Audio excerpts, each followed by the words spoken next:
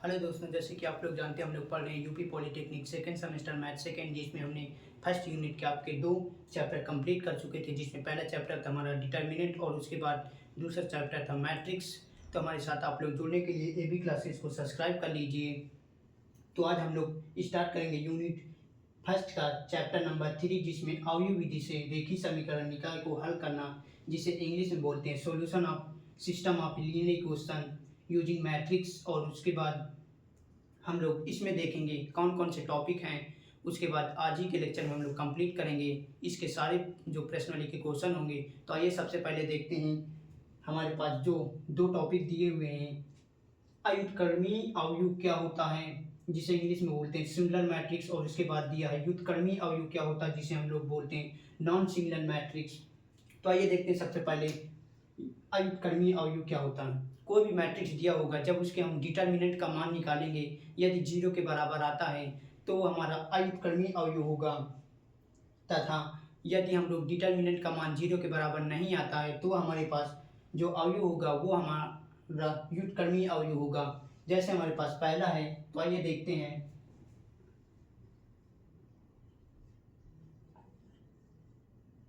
Sorry,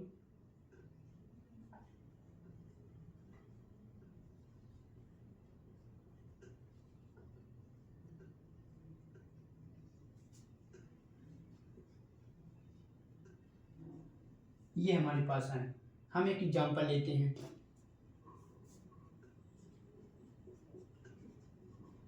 जैसे हमारे पास एक मैट्रिक्स है 2, 1, 6 और 3, ये है। तो हम लोग इसका डिटर्मिनेंट का हम लोग मान निकालेंगे। तो जब मान ऑफ ए निकालेंगे तो 2, 1, 6 और 3, तो इसका हम लोग मान निकालेंगे। तो इसका गुणा इसमें करेंगे, मुख्य विकर्ण का इसमें गुणा करेंगे तो हमारे पास 6 आएगा। इसका गुणा इसके साथ करेंगे तो हमारे पास 6 आएगा। तो इस प्रकार जो हमारे पास डिटर्मिनेंट का मान निकल के आएगा वो 0 के बराबर है। इसलिए जो हमारा ये अवयव है ये अयुत्क्रमी अवयव होगा। तो आप लोग इसे नोट कर लीजिए। इसके आगे हम लोग देखते हैं व्युत्क्रमी अवयव क्या होता है, नॉन सिंगुलर मैट्रिक्स क्या होता है।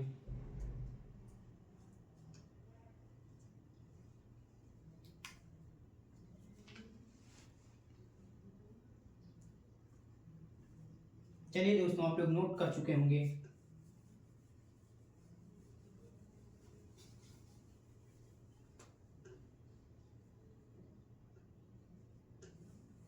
इसके आगे देखते हैं 2,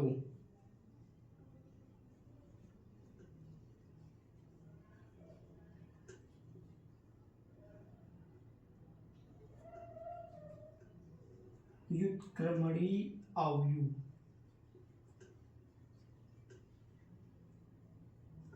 सॉरी,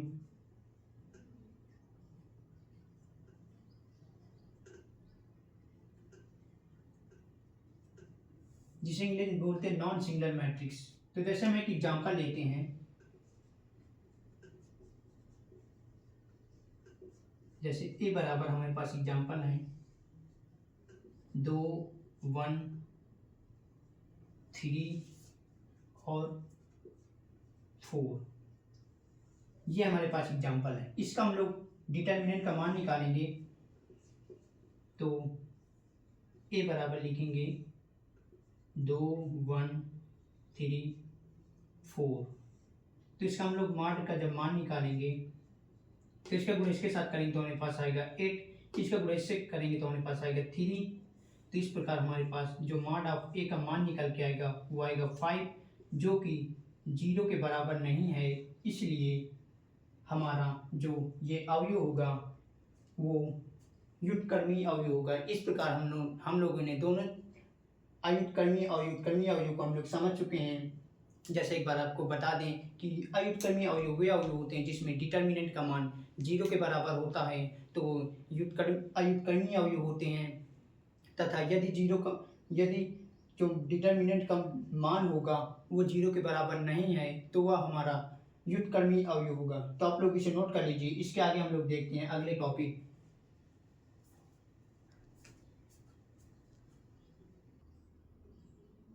आइए इसके बाद देखते हैं अगला टॉपिक हमारे पास है सहखंड अवयव कोफैक्टर मैट्रिक्स। तो आपको हमने पहले चैप्टर में बताया था किसी भी डिटरमिनेंट का सहखंड कैसे ज्ञात करते हैं, और सारे एक फार्मूले दो विधि बताए थे, जिसमें एक को आपको बताए थे कि उसके सामने वाला जो सारणिक का मान, जो सारणिक उपसारणिक होता है, उसमें यदि जिसका हम लोग मान निकालते हैं उसको उसका चिन्ह के साथ लिखते हैं तो हमारा सहखंड होता है। और दूसरी विधि हमने बताया था एक फार्मूले के जरिए, जो आपका फार्मूला होता है सहखंड का ए आई जे बराबर -1 के पावर i + j इंटू उपसारणिक। तो आइए देखते हैं सहखंड क्या होता है। जैसे हमारे पास एक एग्जाम्पल के द्वारा समझते हैं। जैसे कोई एग्जाम्पल लेते हैं 2 3 4 5, ये एग्जाम्पल है हमारे पास। तो जो डिटरमिनेंट होगा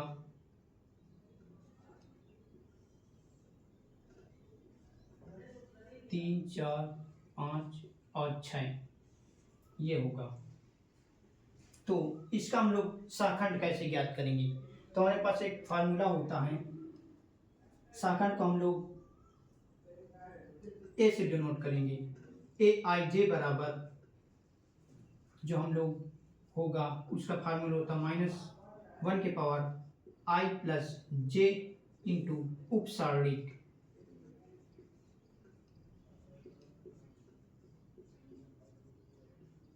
इस फार्मूले से हम लोग इस सारणिक का सहखंड हम लोग ज्ञात करेंगे। तो आप लोग इस फार्मूले को आपको हमने पहले चैप्टर में अच्छे से समझाए थे और सभी काफ़ी क्वेश्चन भी कराए थे इससे रिलेटेड, जिसमें सहखंड हमें ज्ञात करना होता है। तो जैसे इसका सहखंड हम लोग निकालेंगे तो ये हमारे पास जो होता है a11 होता है। तो हमारे पास a11 का सहखंड जब निकालेंगे तो लिखेंगे इसके सामने ये उसका उपसारणिक होता है। तो इसका जब सहखंड निकालेंगे तो देखते हैं -1 i हमारे पास कितना, i का मान हमारे पास 1 है और j का मान भी हमारे पास 1 है। तो 1 + 1 और उसके बाद इसका उपसारणिक क्या होगा, तो इसका उपसारणिक इसके सामने ही होता है। तो ये 5 इसका उपसारणिक हो जाएगा। तो 5 का गुणा कराएंगे और इसे हम लोग आगे हल कर देंगे तो हमारे पास आएगा -1 के पावर 2 इंटू 5 और आगे सॉल्व करेंगे तो हमारे पास 5 आएगा। और इसी प्रकार अब इसका सहखंड ज्ञात करेंगे। तो a12 का सहखंड, जब इसका सहखंड ज्ञात करेंगे तो हमारे पास फार्मूला आपको बताए -1 के पावर i + j इंटू उपसारणिक।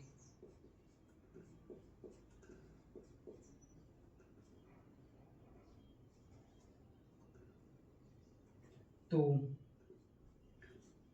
इसका जो होगा i का मान हमारे पास i का मान 1 है प्लस j का मान 2 है इंटू इसका उपसारणिक इसके सामने ये होगा। तो इसका ये उपसारणिक लिखेंगे यहाँ पर और इसे आगे सॉल्व करेंगे तो -1 के पावर 3 इंटू 4 और आगे सॉल्व कर देंगे तो -4 आएगा। इसी प्रकार जब हम लोग इसका सहखंड ज्ञात करेंगे a21 का, तो i का मान हमारे पास 2 है, j का मान हमारे पास 1 है इंटू इसका उपसारणिक हमारे पास 3 होगा। तो 3 से मल्टीप्लाई करेंगे तो हमारे पास आएगा -3। और इसी प्रकार इसका जब हम लोग निकालेंगे तो ये हमारे पास होगा a22। तो -1 के पावर i का मान 2 है प्लस j का मान भी 2 है इंटू इसका उपसारणिक 2 होगा। तो 2 से गुणा करा देंगे और इसे आगे सॉल्व कर देंगे तो हमारे पास आएगा 2। इस प्रकार हम लोग किसी भी जो मैट्रिक्स दिया होगा उसका हम लोग सहखंड ज्ञात करेंगे और इन सहखंडों से जो हम लोग एक नया अवयव तैयार होगा उसमें पंक्ति और कॉलम आपस में एक्सचेंज करने से जो हमारा जो एक और नया मैट्रिक्स तैयार होगा वो हमारा शाखंडज होगा। तो आप लोग इसे नोट कर लीजिए। इसके आगे फिर आप लोगों को देखते हैं अगला टॉपिक शाखंडज क्या होता है।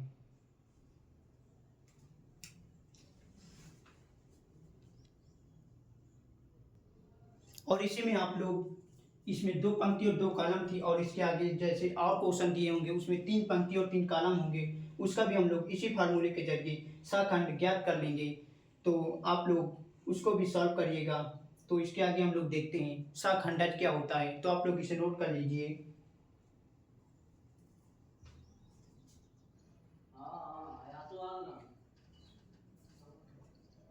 आइए इसके बाद हम लोग देखते हैं शाखंडज क्या होता है। तो आपको हमने पहले बताया कि शाखंड कैसे ज्ञात करते हैं और उसके बाद अब हमारे पास नया टॉपिक है शाखंडज। तो किसी भी मैट्रिक्स का हम लोग शाखंडज ज्ञात करने के लिए सबसे पहले उसका शाखंड ज्ञात करते हैं और शाखंड जब निकल आएगा तो उस शाखंड में जो निकलेगा एक मैट्रिक्स के फॉर्म में निकलेगा। तो जो मैट्रिक्स निकलता है उसमें यदि हम लोग पंक्ति या कॉलम को आपस में बदल दें या सारी पंक्तियों को कॉलम बना दें या सारी कॉलम को पंक्ति बना दें तो जो हमारा मैट्रिक्स तैयार होगा उसे हम लोग शाखंडज कहते हैं। तो आइए एक एग्जाम्पल के द्वारा समझते हैं कि शाखंडज क्या होता है। शाखंडज को हम लोग ए ज्वाइंट ऑफ ए से प्रदर्शित करते हैं। तो आइए देखते हैं शाखंडज क्या होता है। जैसे मैं एक एग्जाम्पल लेते हैं,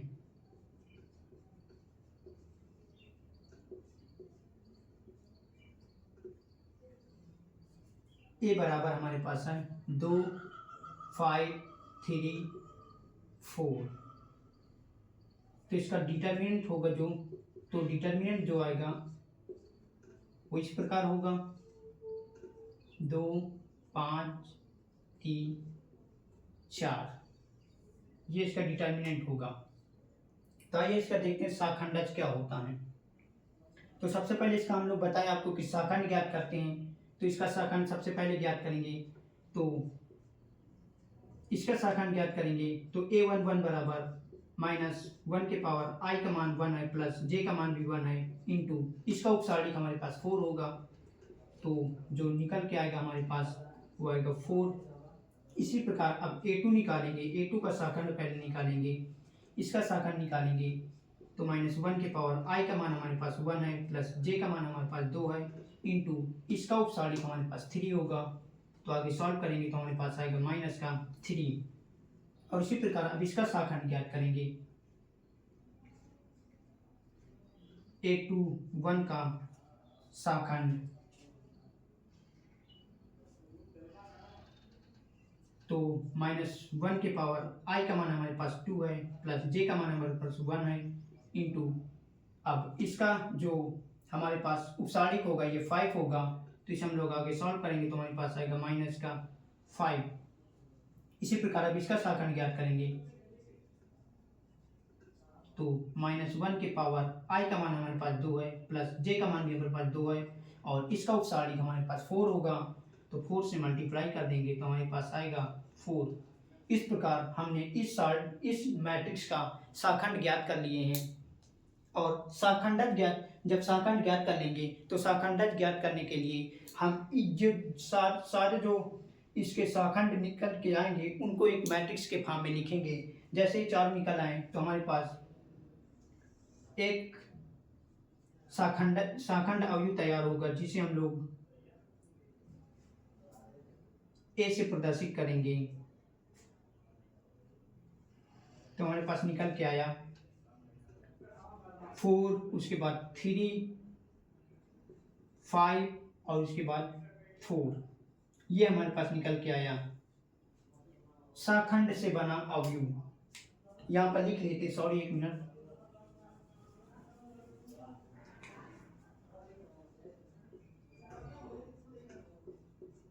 शाखंडों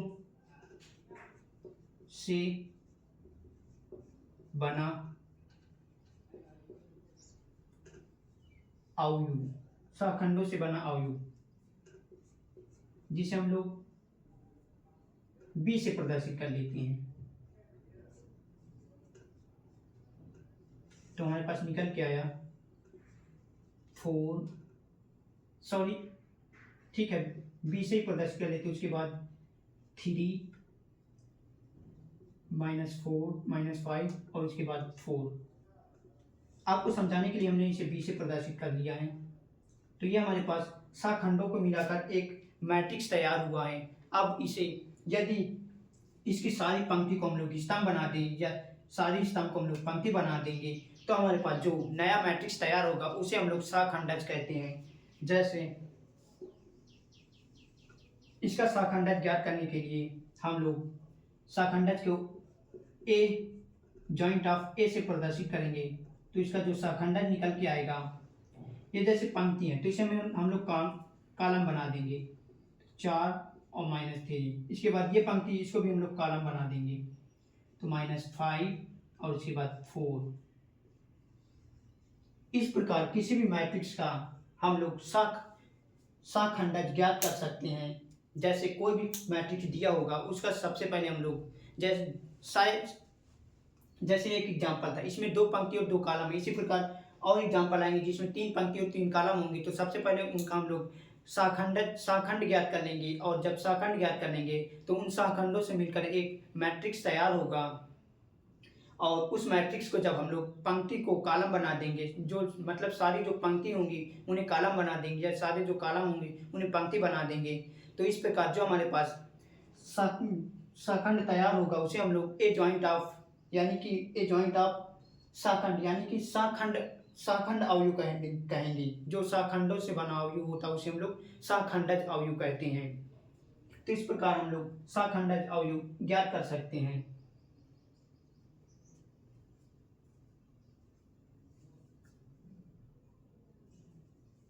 एक बार आपको हम लोग इसे और अच्छे से समझा देते हैं।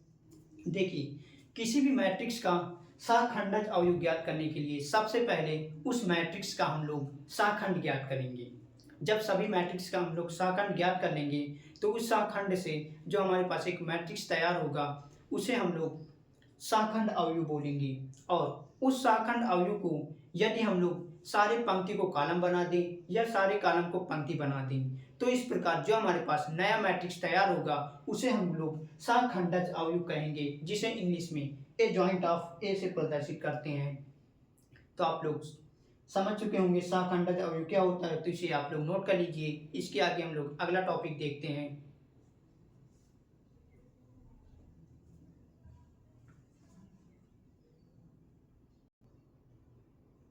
इसके बाद हमारे पास नया टॉपिक है व्युत्क्रम या प्रतिलोम अवयव, इनवर्स ऑफ ए मैट्रिक्स। तो आइए देखते हैं इनवर्स ऑफ मैट्रिक्स क्या होता है या व्युत्क्रम या प्रतिलोम अवयव क्या होता है। किसी भी मैट्रिक्स का ए इनवर्स हम लोग कैसे ज्ञात करेंगे, उसके लिए उसका फार्मूला क्या होता है हम आपको बताएंगे।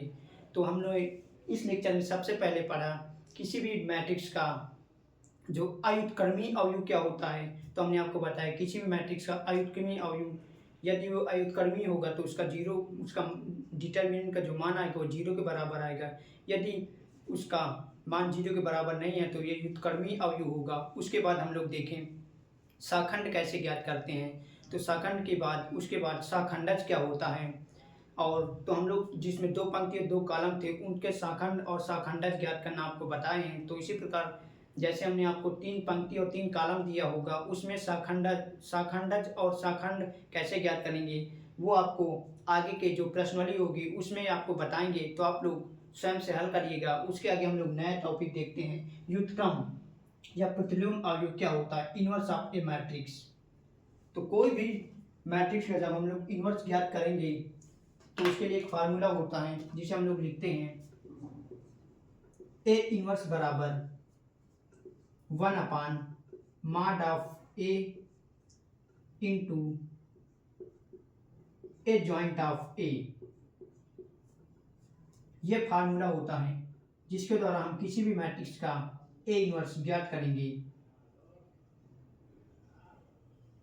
तो कोई भी मैट्रिक्स दिया होगा उसका हम लोग ए इनवर्स ज्ञात करने के लिए सबसे पहले देखते हैं उसका डिटरमिनेंट का जो मान होगा उसे निकालेंगे। उसके बाद उसका शाखंडज जो होगा तो हम लोग शाखंडज निकालेंगे।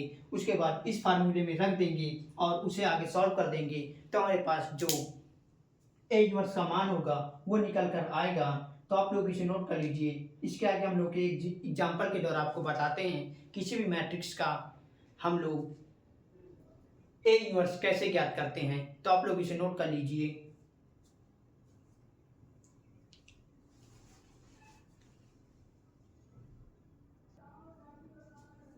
आइए एक एग्जाम्पल के द्वारा हम लोग देखते हैं किसी भी मैट्रिक्स का हम लोग ए इनवर्स कैसे ज्ञात करते हैं। तो आइए देखते हैं। जैसे हमारे पास ये एक एग्जाम्पल है, इसका हम लोग ए इनवर्स ज्ञात करना है। तो हम लोग इसे ए बराबर लिख लेंगे मैट्रिक्स डिटर्मिनेंट के फॉर्म में 2 5 3 2 सॉरी 1 3। तो हम लोग ने तो सबसे पहले हम लोग इसका ए इनवर्स ज्ञात करने के लिए हमारे पास जो फार्मूला होता है वो ए बराबर होता है 1/mod of A into adjoint of A, यानी कि साखंडज। तो हम लोग सबसे पहले इसका डिटर्मिनेंट का मान निकालेंगे। तो डिटर्मिनेंट का जो मान निकालेंगे तो इसका गुणा इसके साथ करेंगे तो हमारे पास आएगा 5, सॉरी इसका गुणा इसके साथ करेंगे तो हमारे पास आएगा 6, और इसका गुणा इसके साथ करेंगे तो हमारे पास आएगा 5। और तो इस प्रकार हमारे पास जो यहाँ पर लिख देते हैं डिटर्मिनेंट का मान निकल के आएगा वो 1 निकल के आएगा। इसके बाद हम लोग इसका साखंडज ज्ञात करेंगे। तो आपको साखंडज ज्ञात करना है। तो इसका देखते हैं साखंड कैसे ज्ञात करते हैं। तो यहाँ पर a11 होगा, a11 का साखंड, a11 का साखंड क्या होगा माइनस आई के पावर आई का मान 1 है, जे का मान 1 है, इंटू इसका उपसारी 3 होगा। तो 3 से गुणा करेंगे तो हमारे पास आएगा 3। उसके बाद a22 का साखंडज, आप लोग इसको ऐसे नोट कर लीजिए। तो इसका निकालेंगे तो 1 के पावर 1 प्लस 2 इंटू इसका उपसारी क्या होगा 1 होगा, तो 1 से गुणा कराएंगे तो हमारे पास आएगा माइनस का 1। उसके बाद अब a21 का निकालेंगे। a21 का साखंड जब निकालेंगे तो -1 के पावर आई का मान 2 है प्लस जे का मान 1 है, इंटू अब इसका उपसारिक होगा 5, तो 5 से गुणा कराएंगे तो हमारे पास आएगा माइनस का 5। अब उसके बाद इसका साखंड ज्ञात करेंगे। a22 का साखंड जब ज्ञात करेंगे तो -1, आई का मान हमारे पास 2 है, जे का मान भी हमारे पास 2 है, इंटू इसका उपसारिक 3 होगा। तो 3 से 2 होगा, 2 से गुणा कराएंगे तो हमारे पास आएगा 2। इस प्रकार हम लोग इस सारणी का साखंड ज्ञात कर लिए। अब इस साखंड से जो एक मैट्रिक्स तैयार होगा उसका परिवर्त कर देंगे तो हम लोगों का जो साखंडज का मान होगा वो निकल आएगा। तो हम लोग इससे जो एक मैट्रिक्स तैयार होगा उसे हम लोग बी से डिनोट करेंगे। बी बराबर मान लेते हैं 3 -1 5 और 2। ये हमारे पास साखंडों से बना मैट्रिक्स है। अब इसका हम लोग परिवर्त कर देंगे तो हमारे पास ए जॉइंट ऑफ मैट्रिक्स निकल आएगा। तो ए जॉइंट ऑफ ए यानी कि साखंडज निकालने के लिए इसकी जो पंक्ति होंगी उसे कॉलम बना देंगे। ये भी पंक्ति, इसको भी हम लोग कॉलम बना देंगे।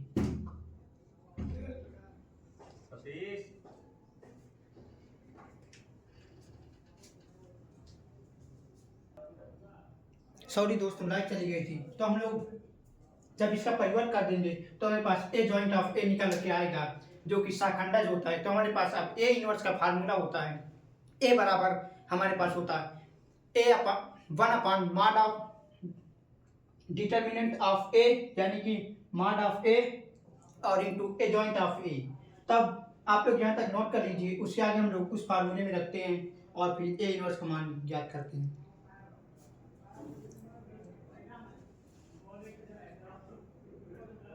तो आप लोग इसे नोट कर चुके होंगे।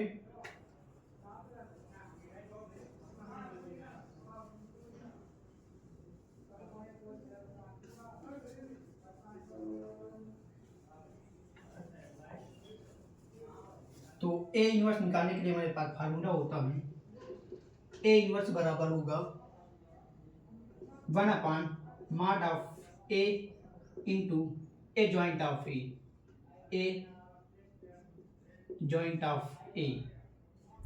तो इस फार्मूले में रखते हैं 1/1 और into adjoint of A का मान 3, 5, -1 और 2।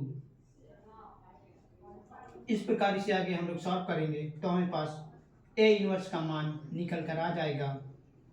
तो इस प्रकार जिसमें 2 पंक्ति और 2 कॉलम होंगे उसका हम लोग ए इनवर्स ज्ञात कर सकते हैं। जैसे आपको एक स्टेप बाय स्टेप बताए तो एक बार आपको फिर बता दें, जिसमें 2 पंक्ति या 2 कॉलम होंगे या जो और मैट्रिक्स होगी जिसमें 3 पंक्ति या 3 कॉलम होंगे, उसका सबसे पहले हम लोग डिटर्मिनेंट का मान निकालेंगे और उसके बाद उसका शाखंड ज्ञात करेंगे। शाखंड ज्ञात करेंगे, उस शाखंड के द्वारा जो एक मैट्रिक्स तैयार होगा उसे हम लोग उस जो तैयार होगा उसमें पंक्ति और कॉलम आपस में परिवर्तित कर देंगे। तो हमारे पास जो नया मैट्रिक्स और तैयार होगा तो हमारे पास शाखंडज हो जाएगा, जिसे हम लोग ए जॉइंट ऑफ ए से प्रदर्शित करते हैं।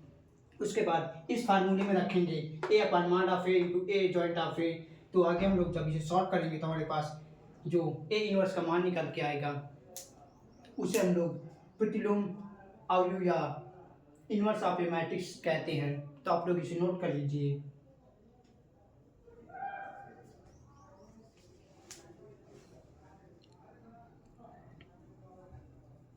और इसी प्रकार दोस्तों जिसमें 3 पंक्ति और 3 कॉलम होंगे उसका भी हम लोग ए इनवर्स ज्ञात करने के लिए सबसे पहले उसमें डिटर्मिनेंट का मान निकालेंगे, उसके बाद उसका शाखंड निकालेंगे और शाखंड जो सारे शाखंड होंगे उनसे मिलाकर एक हमारे पास मैट्रिक्स तैयार होगा। और उस मैट्रिक्स का भी हम लोग जब पंक्ति और कॉलम आपस में परिवर्तित कर दिया जाएगा, सारी पंक्ति को कॉलम बना देंगे और सारे कॉलम को हम लोग पंक्ति बना देंगे। तो इस प्रकार हमारे पास एक नया मैट्रिक्स तैयार होगा जिसे हम लोग ए जॉइंट ऑफ ए कहेंगे। और उस प्रकार जब मॉड ऑफ डिटर्मिनेंट का मान और ए जॉइंट ऑफ ए निकालेंगे तो इस फार्मूले में लिखेंगे तो 1/, जो मॉड ऑफ ए का मान निकलेगा यानी कि डिटर्मिनेंट का मान निकलेगा और ए जॉइंट ऑफ जो निकलेगा उसे हम लोग रख के आगे सॉल्व करेंगे। तो इसमें 3 पंक्ति और 3 कॉलम होंगे। इस प्रकार उस मैट्रिक्स का भी हम लोग ए इनवर्स ज्ञात कर सकते हैं। तो आप लोग इसे नोट कर लीजिए। इसके आगे हम लोग नेक्स्ट टॉपिक देखते हैं।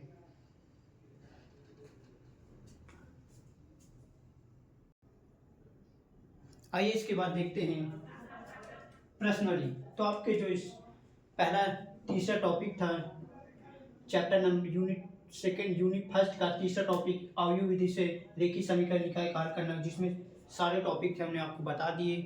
तो उसके बाद अब हम लोग आगे स्टार्ट करते हैं इस प्रश्नावली के क्वेश्चन। जैसे कि पहला क्वेश्चन में दिया हुआ आपका ए जॉइंट ऑफ ए का मान ज्ञात करना है। तो हमने आपको अभी बताया किसी भी मैट्रिक्स का ए जॉइंट ऑफ का मान ज्ञात करने के लिए सबसे पहले उसका शाखंड के मान ज्ञात करते हैं और उस शाखंडों से जो एक अवयव तैयार होता है उस अवयव को हम लोग यदि सारी पंक्तियों को कॉलम बना दिया, सारे कॉलम को पंक्ति बना दें, तो इस प्रकार जो हमारे पास नया मैट्रिक्स तैयार होगा वो हमारे पास ए जॉइंट ऑफ ए का मान होता है। तो इन तीनों सवालों में हम आपको क्वेश्चन नंबर 2 बता देते हैं और क्वेश्चन नंबर 1 और क्वेश्चन नंबर 3 आप सॉल्व करना। तो जैसे हम लोग क्वेश्चन नंबर 2 को सॉल्व कर देते हैं तो हमारे पास दिया हुआ है 1, 2, 4, 5। तो इसका जो डिटर्मिनेंट होगा तो इसका जब हम लोग शाखंड ज्ञात करेंगे तो सबसे पहले a11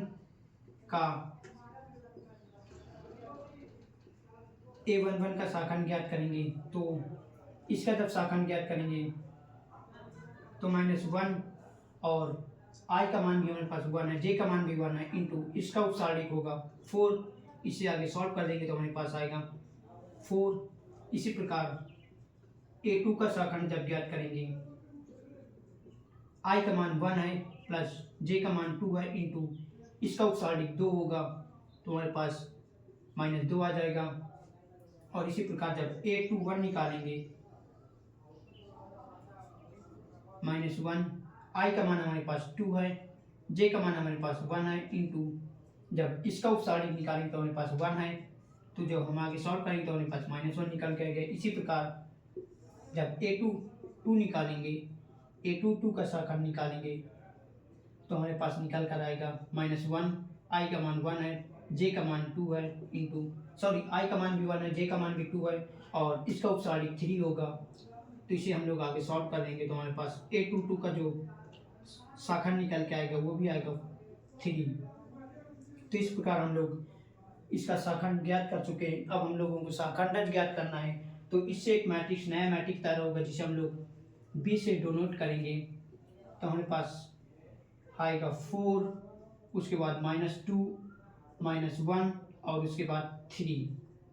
ये हमारे पास एक इन शाखंड से बना एक नया मैट्रिक्स है और इसको हम लोग जब पंक्ति को कॉलम बना देंगे या कॉलम को पंक्ति बना देंगे तो हमारे पास जो नया मैट्रिक्स तैयार होगा वो ए जॉइंट का मान निकल कर आ जाएगा। तो हम लोग ए जॉइंट निकालने के लिए ए जॉइंट ऑफ ए निकालने के लिए इसके सारी पंक्ति को कॉलम बना देंगे, ये भी पंक्ति को हम लोग कॉलम बना देंगे। तो इस प्रकार हम लोग क्वेश्चन नंबर 2 सॉल्व कर दिए जिसमें हमें ए जॉइंट ऑफ ए का मान ज्ञात करना था। तो आप लोग इसे नोट कर लीजिए।